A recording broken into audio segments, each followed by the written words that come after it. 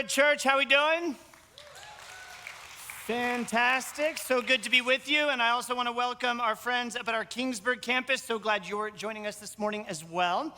And hey, we are starting a brand new teaching series that we're calling Sleeping Giant. And it's just going to be for a couple of weeks. And it's kind of a bit of a vision series, bit of a state of the church kind of thing. And so I just want to set expectations, especially for this morning. We are doing something a little different this morning, so it's not going to sort of be your classic, Forrest is up here sort of teaching the Bible. Rather, what I'm going to do today is show you what happens when a faith community comes together and is committed to the Jesus you discover in the Bible.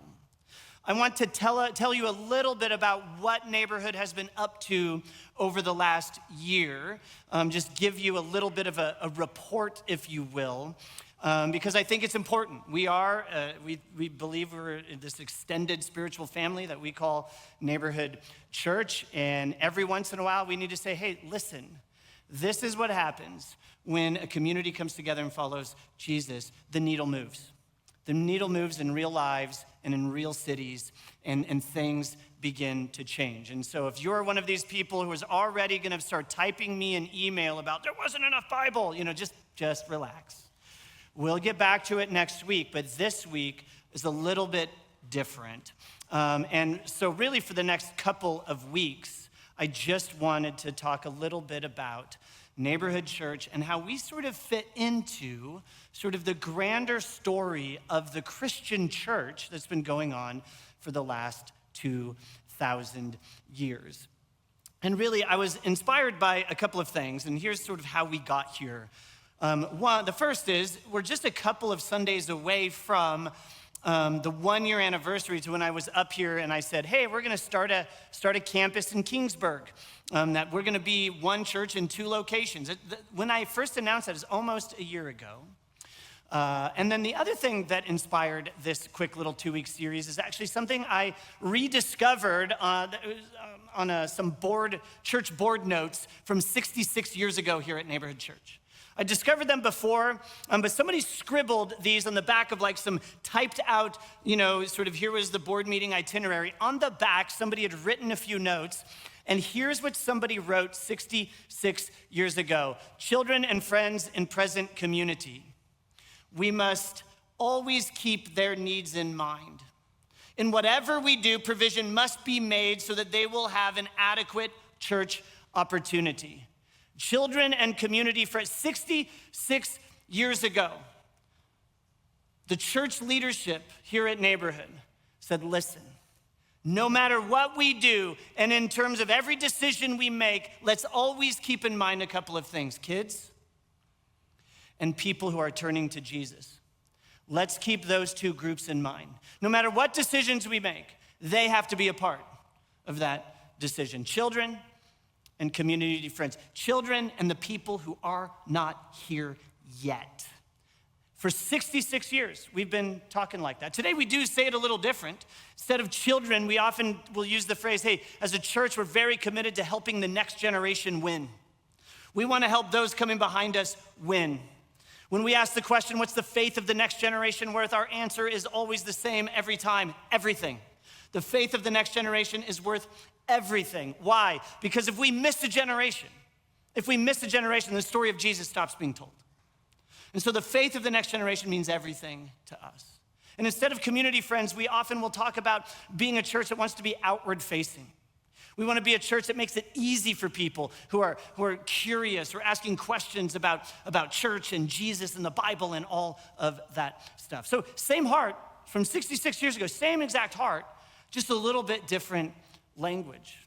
And I would say not just 66 years, but we just recently turned 78 years old as a church. And our mission hasn't changed. Now, the way we go about it has changed a lot. In fact, there's a phrase that we've borrowed, but we love it. And it's this, hey, we are married at Neighborhood Church. We're married to our mission, but we date our model. We're married to what we're trying to accomplish as a church, but we sort of casually date how we accomplish the mission. We want to be deeply, stubbornly committed to why we're here, but how we do it, our model, our programs, our structures, always up for conversation. right? Always, we're gonna, if we feel like something's not working, we just change it. We cancel it, we get rid of it, we tweak it. Which means if you attend neighborhood church, change is just gonna be a part of your life. Because we change stuff around here a lot, right? Because here's why. The moment an organization, the moment a church stops holding on to the mission, the why we're here tightly, what we start holding on to tightly is the method, right? And when that happens, we stop asking, is this effective? Is this working? And all we start saying is, well, that's the way we've always done it. And the way we've always done it, that's the fastest path to being totally irrelevant as a church. Slowly drifting into a place where we're more focused on the people that are already here and what they want rather than the people that are not here yet. You've probably experienced a church like that. Neighborhood's a little different. We really care about and design lots of our environments, not every environment, but most of our environments are actually designed for people who are not here yet, so that you can say to a friend, come sit with me. Come sit with me. I know you've been hurt by church. I know you're not interested in church, but just come sit with me. Give neighborhood church a shot. Neighborhood church is never gonna be the kind of church that sits back and says, this is the way we've always done it. We will always ask the question, are we doing the best possible job to help the next generation win? Are we doing the best possible job to stay outward facing and Jesus focused? And if the answer to that question is ever no, then we'll change it. Even if it's good, we'll change it, because good is not our goal. Impact is our goal. And sometimes when you ask those questions, hey, are we being effective? Are we doing the best job we possibly can in terms of the next generation, in terms of the people who aren't here yet, in terms of saying Jesus? Are we doing the best possible job? When you ask those questions, it will sometimes mean, as a church, we step out in faith. We take some risks. Now, they're educated and they're thoughtful and they're prayed through risks. But we'll take risks on behalf of Jesus and his kingdom. Now, I've been here almost 19 years at Neighborhood Church, but I've been the lead pastor for about 11. And the first time we really started asking this question as I've been the lead pastor was kind of right after I became the lead pastor here. At the time, we were one campus here in Visalia. We started asking the kinds of questions, hey, are we doing the best possible job? And what can we do to be more effective? And ultimately, those questions led to what we ended up calling the For Visalia campaign. And we introduced that language to be for Visalia, for our neighbors. And ultimately, what it led to was adding thousands of square feet for our kids' environments. Thousands of square feet. It led to us adding 100 parking spots, not for people who are already here, but for the people who weren't here yet, so they'd have a place to park. It meant adding a patio out in front of the worship center so that we could grow our capacity for hospitality. It was a big step. It was such a big step. I'll tell you, there's a number attached to how big this step was. It was a $5 million step. And together, we stepped into it if you were here 10, 11 years ago. And here we are, 10, 11 years later. And you know what? Your generosity has been so incredible. We've actually already paid off 80%. 80% of that $5 million in 10 years, you guys have already paid off. So give yourselves a great big hand. And I will tell you this, here's what happens. We stepped out in faith, felt like this is what we were being invited into. And in those 10 years, we've doubled in size as a church. Actually, more than doubled in size as a church. Now on a Sunday morning, we have about 2,300 people that attend Neighborhood Church in person, not including online. About 2,300 people here every Sunday. We've tripled the number of kids in our kids' environments. We've baptized over 600 people, and we're out of parking spaces again, right?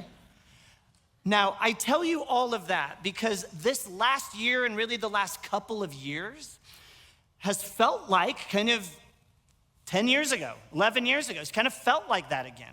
We've been in another season of asking honest questions. Hey, or what we're doing, is it the best we could be doing to live out and accomplish our mission? And we started to ask those questions as a leadership, and doors started to open. And honestly, they were doors we weren't necessarily expecting, but it led to some incredible things that you guys are, I think, mostly aware of. First, it led to a partnership with Connect Coffee. We actually have a full-time, 7-day-a-week, 7 a.m. to 5 p.m. Coffee shop, and I would argue one of the best coffee shops in the area right here on our campus. And it's amazing. I mean, our parking lot's full all week long. It's just I'm so grateful for Eddie and Susie Perez, and not just for running a great business, but for the way they see what they do as partnership and ministry with Neighborhood Church. I love Connect Coffee, and you should spend all your money at Connect Coffee. So it didn't just lead to Connect Coffee, though. It led to the launch of a new campus in Kingsburg. Right? So right now, while you're sitting here in Visalia, there is a whole other neighborhood church in Kingsburg. We're one church, two locations, who are watching me on a big old screen. Right? We did that because we just felt like we needed to continue to make room for more people to encounter Jesus. It also led to the construction of the neighborhood community center in the Houston neighborhood, essentially, basically on the Houston Elementary School property. In a partnership with Visalia Unified, we bought a little chunk of land adjacent to Houston Elementary, and we're building a community center that is literally almost done. I mean, it is just there. Be paying attention. The grand opening is actually going to be August 8th. And the building will be done before that, but we've got some things we need to do on the inside to make it sort of, visitor welcome. But August 8th, I want you to be at the ribbon cutting. Right? That community center is going to be home base for the nonprofit we started, Neighborhood Degree, that nonprofit that we launched essentially to go further, faster in terms of our capacity to add value to our city, the place that we call home, so that our city would not be confused. That they would know that even if you never believe what it is that we believe in you. And we want to invest in the city, and we want to do our part as a faith community to make this place better for everybody, not just ourselves. And here's the thing, when you step back and look at all of that, it's not random. This is what happens when a church stays committed, Jesus-centered, I would say, and committed to its mission. We stay open to where God might be leading next. And that everything I just talked about, they're not ideas. They're not just things we did. They represent real people. They represent real stories. They represent real lives being changed. And I want you to hear a little bit about that, and that's why there's a couple of other chairs up here with me this morning. I thought the best people to hear from is not me, but the people leading some of the things that we're currently doing. So I want to invite out onto the stage Jordan and Stephanie. Jordan Brokaw and Stephanie Bentham. Please give them a hand.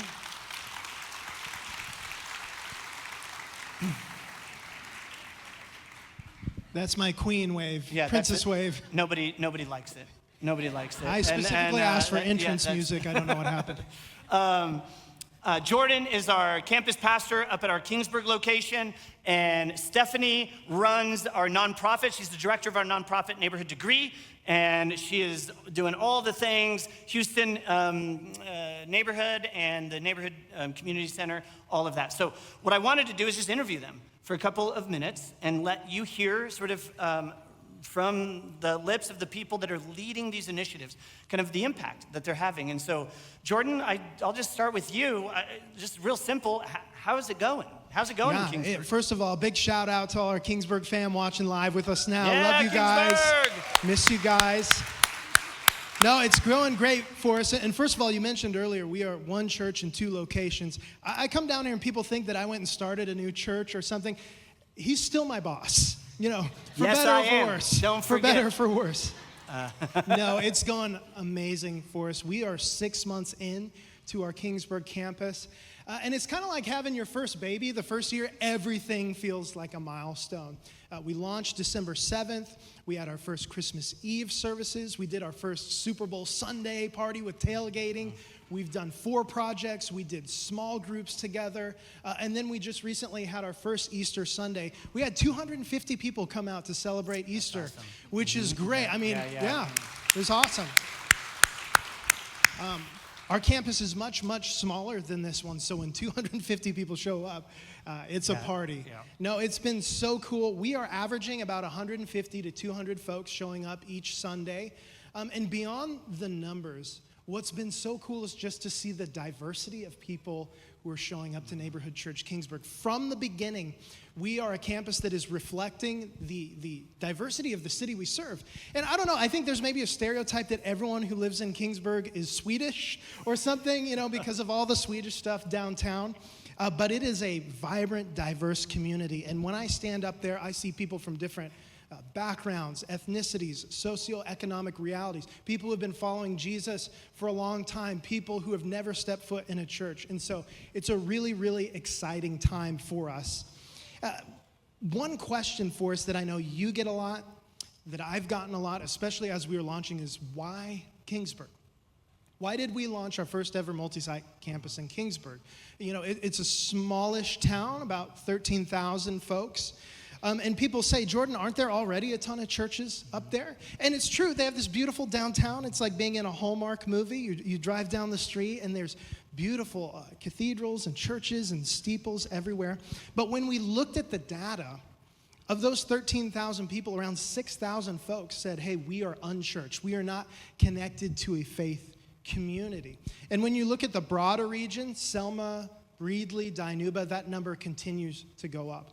And actually, as we started meeting with some of the local faith leaders and pastors in Kingsburg, who, by the way, have been so kind and welcoming to us, they said, if anything, that number is low. There are a lot of people who are not connected to a faith family. So we see it as a huge opportunity to launch a Jesus-centered, outward-focused church in Kingsburg. And people are showing up. It's been awesome. That's amazing. I love that so much. So what's... I guess tell us what you're hearing from our neighborhood church folks, just in terms of feedback. I mean, how's it going? What are you hearing? Yeah. What are they excited about? So many cool stories these first 6 months, and there's one story I keep hearing over and over again. Someone will come up to me on a Sunday, and they'll say, hey, Jordan, guess what? My neighbor's here for the first time. I'm like, that's so cool. I'd love to meet them. They go, no, Jordan, you don't get it.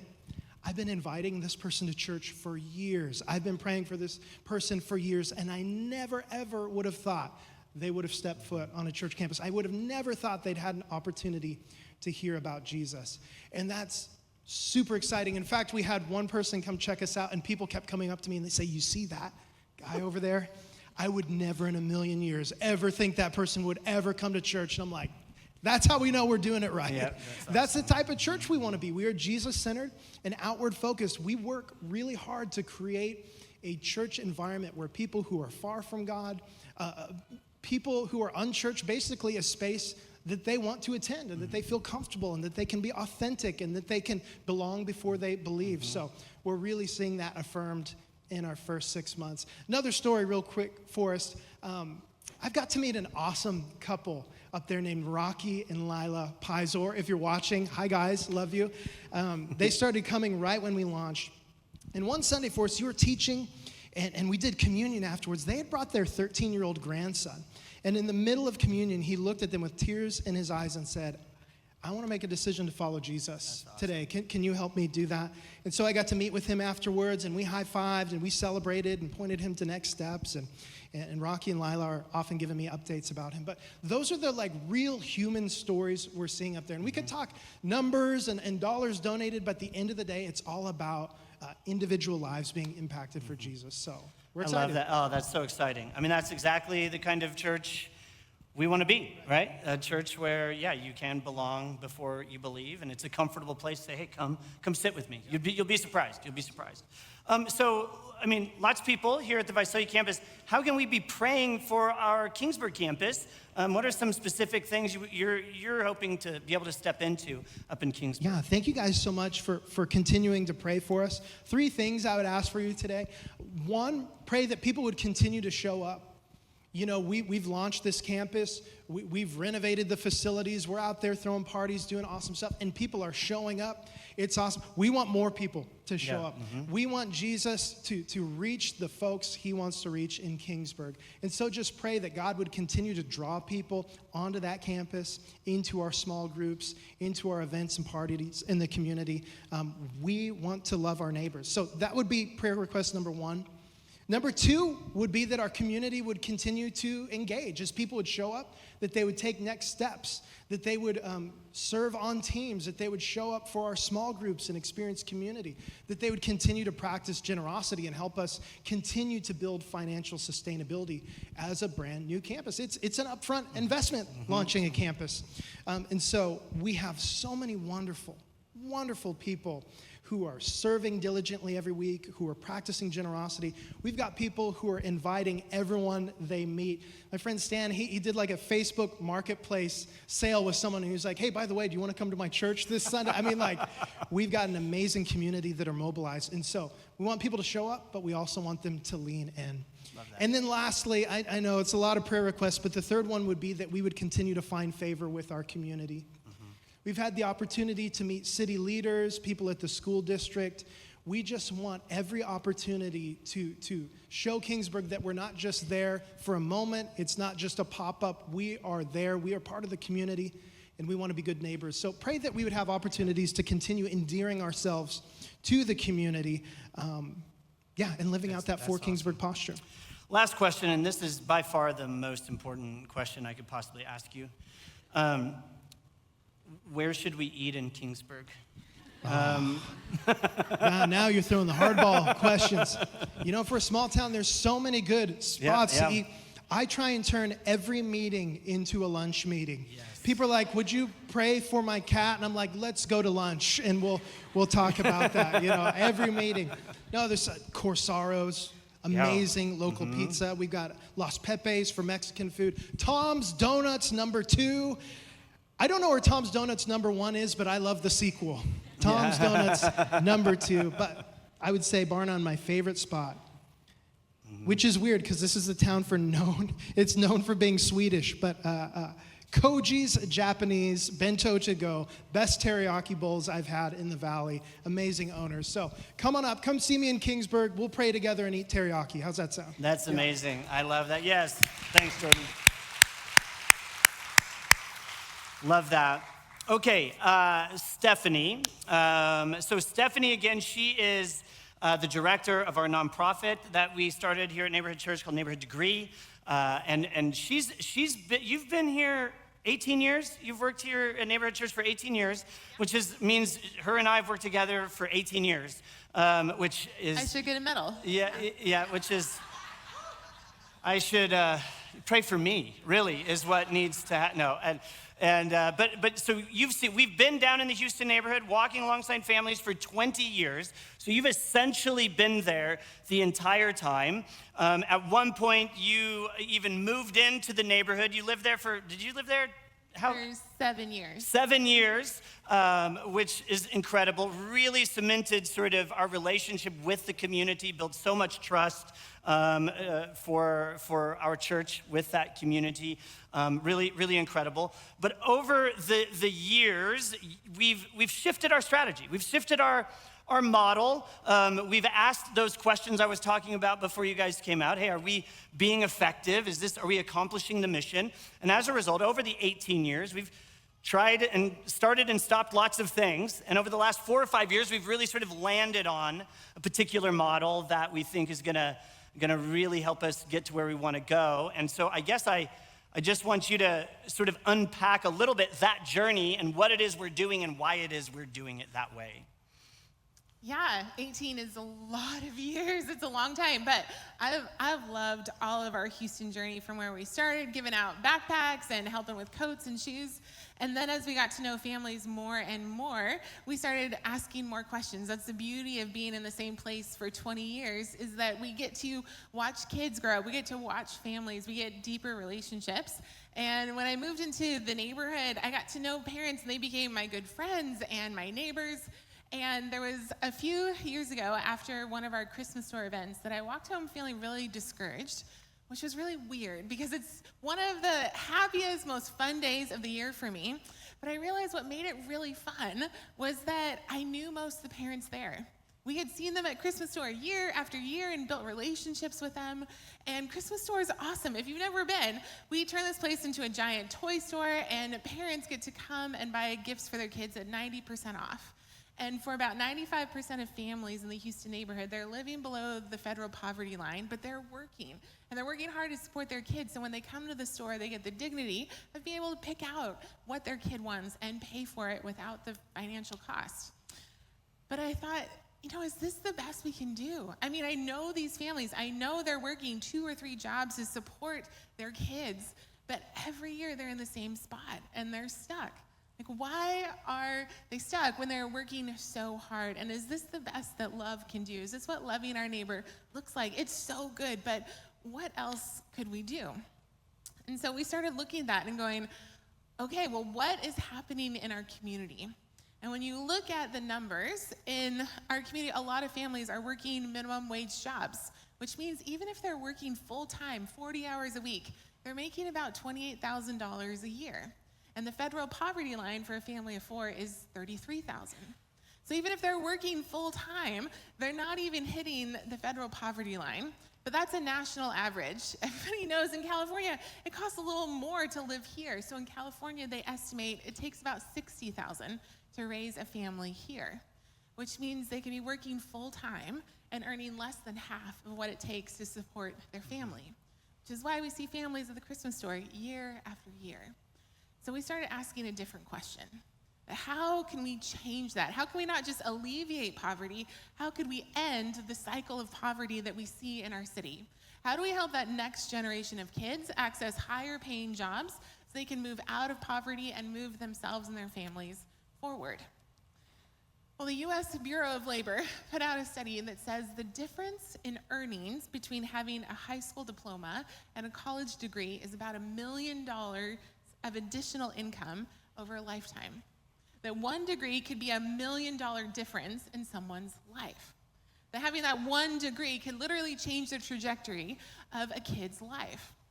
And so that's why we started Neighborhood Degree. A few years ago, we said, how can we help kids access higher paying jobs? Well, they're gonna need some kind of degree after high school, trade school, college, something.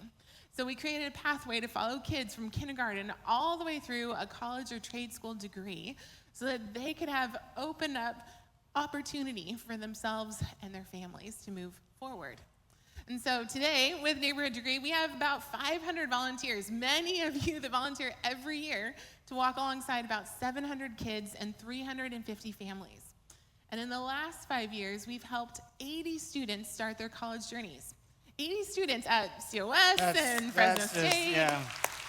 I mean, they're going to Cal Poly, UCSB, we've got one at Stanford, and already 12 of them have finished degrees. They've already graduated, which is really significant. Yeah, Because that is hard to do. But when you look at the data about Visalia, there's a study that came out last year that ranked the largest 150 cities in America based on education. And Visalia was ranked 150th out of 150 cities. We are the least educated large city in America.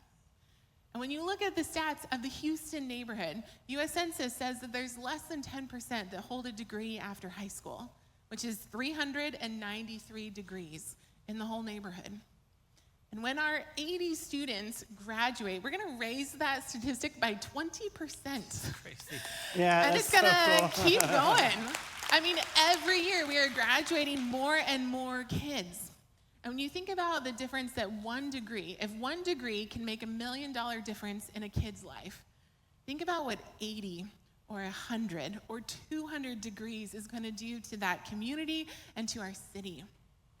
And the impact doesn't even stop with just that one kid. Because we also know that their siblings are more likely to earn a degree. Their children, their future grandchildren, are far more likely to earn higher degrees because that one student did. So the ripple effect goes for generations. And then the other ripple effect that we usually don't even talk about is that higher degrees can lead to higher wages, but higher wages also lead to higher tax revenue for a city, which tax revenue funds schools and parks and roads and public safety. That all of that goes up. So when one kid moves out of poverty, the whole community benefits. So if we want better roads and parks, I mean, if we want a Trader Joe's in Visalia, then we need to help kids go to college. I mean, Trader Joe's won't come to Visalia because we don't have a high enough college graduation rate. I mean, this issue affects all of us, whether we're aware of it or not. That when we work for the good of one kid in our city, we're actually working for the good of everyone in our city. And I love that, because when Jesus tells us to love our neighbors, it is good for our neighbors. Like, loving our neighbors is good for Houston kids, but it's also good for you and for me and for all of Visalia. That's incredible. I mean, those statistics are so compelling. And I mean, again, it's just that move from, hey, let's hand out school backpacks every year to let's eliminate generational poverty. Let's go after it in a bit. Let's prevent the need for having to pass out backpacks every year. That's a big task, and I'm very grateful you took it on, and that together we've taken it on. A lot of people took it on. Yeah. Mm-hmm. And that you are willing to lead us in that journey just is so incredible. But here's the thing. Statistics are really moving, and they're great, and those are very compelling. But this isn't about stats. This is about real lives, real people that you know. They have names. They have stories. Do you have one or two that you can just tell us that it's like, yeah, this is what this looks like in real life with real people? Yeah, we have hundreds of stories. It's hard just to narrow it down. But when I think about being around for a couple of decades, what's really fun is I knew all these kids when they were this big. They played basketball in my driveway. They were our lunch buddy kids, and now they're the ones that are going to college. So a couple of stories for you. One is the Ponce family, one of my favorite families. Mom, Maria, this is her and her 3 girls at our park grand opening in 2015. She's a single mom. She doesn't speak English, but she made sure her girls were at everything that we did. And they always showed up dressed perfectly with big bows in their hair, and they painted over graffiti and helped us plant trees in the park, and they were involved in all of our programs. Maria made sure that when they were in high school, they all went to our launch program to prepare for college. And today, the oldest has graduated COS. She's transferring to Chico. She's majoring in art, wants to be a museum curator. The second daughter is a sophomore at Stanford, and I asked her, hey, are you coming home this summer? I'd love to take you to coffee. She's like, oh, I've got an international business internship in Brazil, and then I'm going to China, but I'll get back to you in September. And then the youngest is graduating this year. She has applied to lots of UCs, CSUs. She's still deciding where she's going to end up next year. But I think about Maria and how hard that she's worked to support her girls. And this fall, she's going to have 3 daughters in college. And if you asked her, how did you do that? She would tell you she didn't do it alone. She's told me on numerous occasions how grateful she is for all the volunteers, the mentors, other Houston parents that have walked alongside her girls every step of the way. And then the other family I want to tell you about is the Olivares family.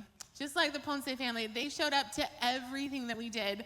My parents are awesome. They've got 6 kids, and they did everything with us. And I had the privilege of watching these kids grow up. And now the oldest, Aixa, is a college graduate. She came back this year and was a mentor in our high school program, helping another kid apply for college. The next one, Andrew, joined the National Guard. Now he's back at COS with his brother Dominic. And then they're mentors for us in our junior high and our 6th grade programs. They were soccer coaches with us. Jessica, kid number 4, is graduating from high school this year, headed to COS in the fall. And the 2 younger ones are in that same pathway to college. They're going to follow their siblings right up. And when I think about this family and how hard these parents have worked and how they modeled showing up and serving their community, and now to get to see these kids follow in their parents' footsteps, that they've become the mentors and the volunteers for the next generation of Houston kids. And I could go on and on because we have about 25 of our college kids that intern with us, and they've all become the volunteers and the mentors that are modeling for these younger kids that college is possible. We got 2 of them that started a cheer team this year, our first ever cheer team at Houston School. And they're getting to look up to these girls who are earning degrees. And when I think about the degree that they're earning, that $1 million difference it's gonna make in their life, but then think about all these little girls, how they're looking up to them, and that full circle effect of pouring in everything that's been poured into them by all of you. They're pouring that back into the next generation of kids. That's so cool. Hey, let's thank these guys again. Just thank you for spending a few minutes with us. Wow. I mean, that's the church you attend. I mean, you're helping us do all of this. And it's just so incredible. And I think it's very easy. It's very easy to feel sort of inspired. I think it's easy to say, wow, that's amazing. But here's what I don't want you to miss. none of what you just heard happened by accident. None of it is random. It's the result of something. It's the result of a group of people who over time have chosen to live open-handed with what God has entrusted them with. That's what happens. This is what happens. This is what happens. When there's a group of people who just say, I know that I've got this chunk of stuff, but I'm gonna commit, but it's not mine anyways. It's all God's anyway. And I'm gonna give a chunk of that into a mission that I believe is gonna have a return in terms of changed lives. And that's how everything you just heard happens. And so yeah, for just a minute, so just relax. Last service got so weird. I do wanna talk about money for 1 minute. Just relax. I'm not gonna guilt you. I'm not gonna do anything, but I just wanna tell you kind of how it works and why this is such an important conversation. See, I think most of us are pretty generous people. In fact, I know you all are very generous people. When you see a need here, when we bring a need to the table here at Neighborhood Church, you all respond crazy. I mean, it blows my mind. I mean, when something breaks, y'all step in. When there's a moment in front of us, you give. And that is a very, very good thing. But here's the tension. Here's the tension. Most of us are really good at responding to problems, but we're not as intentional about preventing the problems. And what we've done with Neighborhood Degree is such a great example. At first we were responding to problems. Here's a backpack. You need a backpack for school, here's a backpack. There's a problem, you don't have a backpack, we're gonna get you the backpack. And we've switched to say, yeah, but what if we prevented the need? What if we could do something about preventing the need for someone ever needing a backpack? What could we do? Now that's a weirder thing. That's a harder problem to solve because we're just not as intentional about preventing problems as we are at solving problems. We love solving problems we can see. We love to prevent problems, but we're not great at preventing problems that we may never see or never hear about. But here's what I know. I've been working full-time vocationally in churches for 30 years, my entire adult life. That's all I've done. That's all I know. And here's what I've learned about the local church. In those 30 years, the local church, a church like Neighborhood Church, we are one of the most powerful forces, when we do it right, we're one of the most powerful forces of prevention in the world, right? The marriage that didn't fall apart. The student who made a different decision, chose the right path instead of the wrong path. The kid who grew up knowing they mattered. The person who found community before their life fell apart. The church is able to do that. Now here's the challenge. We can't always measure that. We'll never know the conversation that didn't happen because of the local church.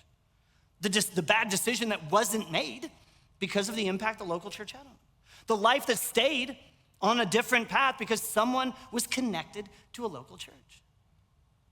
But just because you can't see it doesn't mean it's not real. Just because we can't measure it all doesn't mean it doesn't matter. In fact, you could make the case that it matters more, that prevention, while always quieter than intervention, but is always, I believe, more powerful. And listen, again, we are great at intervention. In fact, last week, I came to you with an intervention problem, right? I told you, if you were here last week, we got a phone call from Rayford Johnson Junior High. And they said, hey, you said if we ever had a need, to call you. We're taking a chance, we're calling. We've got some 8th graders that we want to throw a party for as they promote to high school, and we don't have any money for that. We don't have a dime. And we can't do what we really want to do. Could you help? Could you help? So I told you last week, I said yes on your behalf, assuming you'd respond, that you'd intervene, right? And you did. We said, what do you need? What do you need? You know what they said? They said, well, the whole thing might cost us $1,000, but if you could just give a couple hundred towards that, that would be so amazing. Here's what you did. I mean, I don't know if you already know, but here's what y'all did. I said, why don't we give $4 each so that we could be for Kingsburg and for Rayford Johnson? Y'all raised $6,800 last week. Yeah. I mean, we called them, they were speechless. Jordan went up, made a video with one of their administrators. I mean, it's just like, whoa.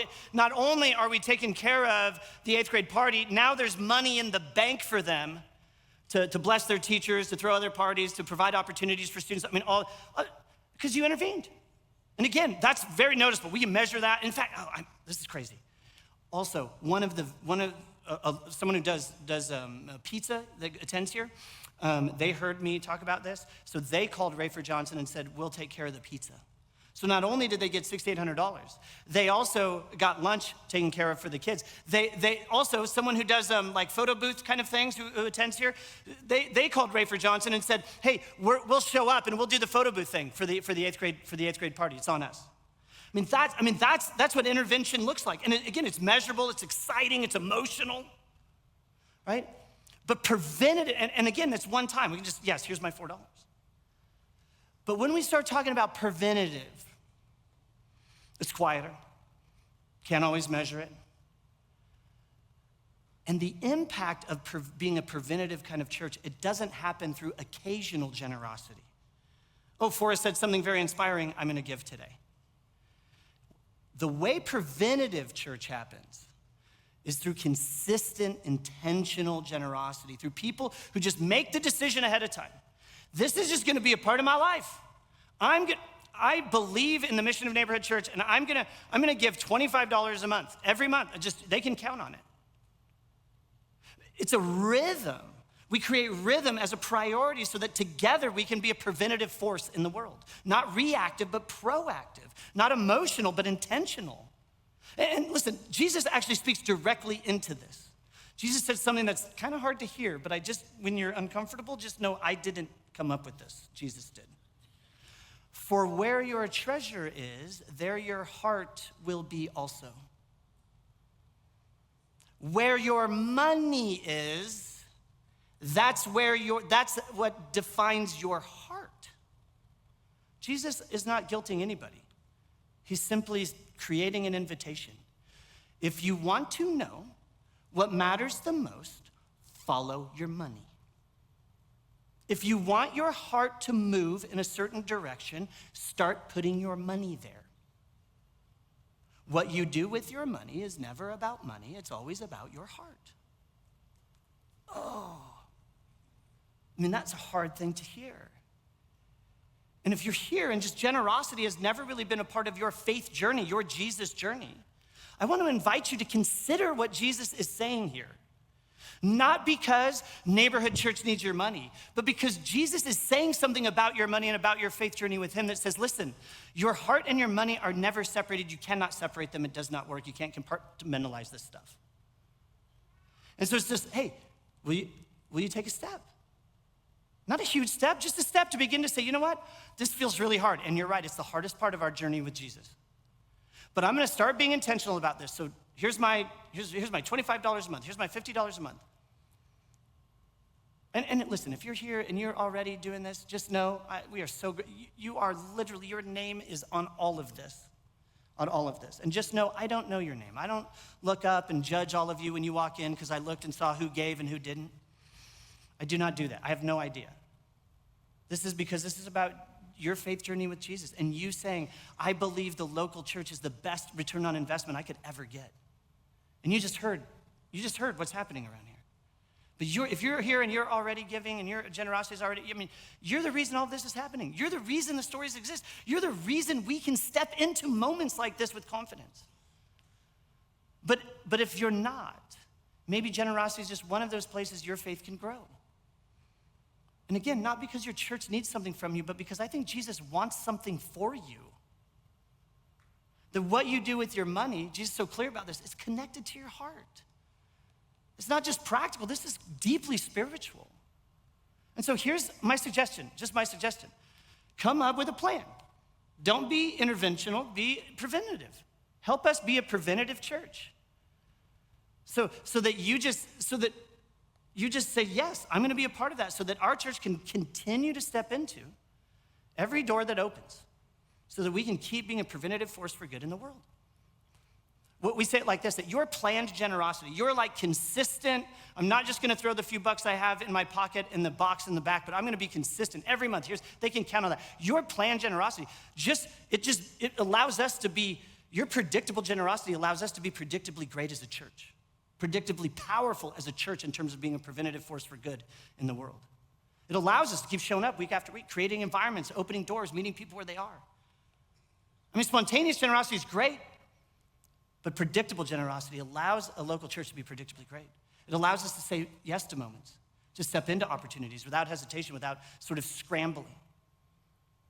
And I say that because this has been one of those years where we've stepped out in faith, where doors have opened and we've walked in them believing Jesus invited us to walk in them. We didn't plan on starting a campus in Kingsburg. That door opened. We prayed it through. We, as a leadership, we said, yes, we believe Jesus asked us to walk through, so we did.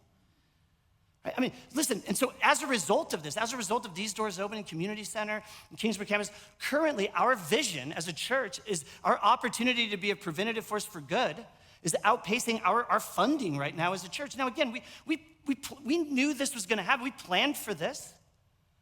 Because your vision outpacing funding isn't the worst problem to have. It just means there's so much opportunity in front of us, more opportunity than we have resource for.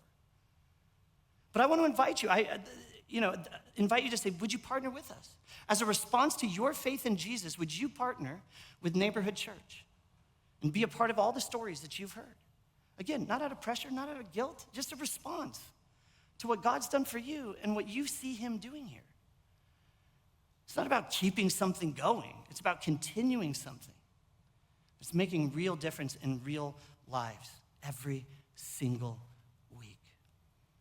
And I believe very much our best days are still in front of us. And I just want you to be a part of it. I really do. And so it's very easy. Here it is, and we'll get out of here because we're late.